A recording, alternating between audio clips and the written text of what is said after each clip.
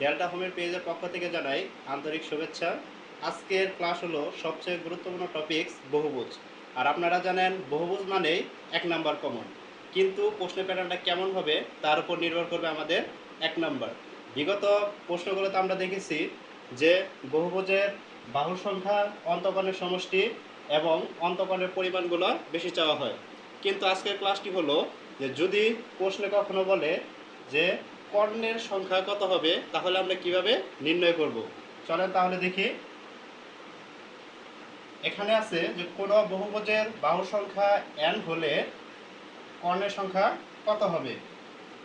তাহলে আমরা এই অঙ্কটি শুধু সূত্র প্রয়োগ করেই সমাধান করতে পারি। আর সূত্রটি হলো যে কর্ণের সংখ্যা সমান সমান nc2 মাইনাস n।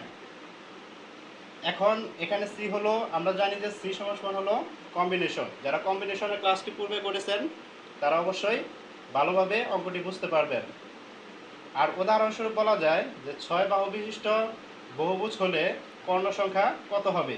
তাহলে আমরা অঙ্কটির সূত্রটা প্রয়োগ করলে আমাদের অ্যান্সারটি চলে আসবে। তার সূত্রটি প্রথমে লিখে নেই N C two minus N. আমরা মান বসিয়ে দিই। তাহলে এন যেহেতু হলো কি আমাদের 6 বাহু বিশিষ্ট, তাহলে এন এর মানটা হবে 6। সি টু মাইনাস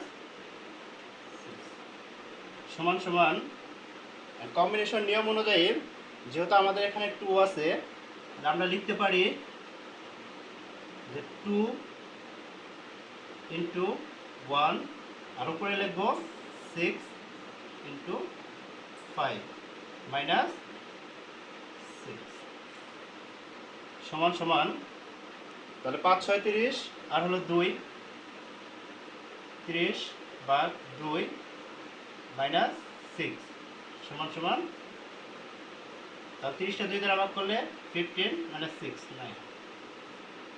এই হলো আমাদের কর্ণের সংখ্যা।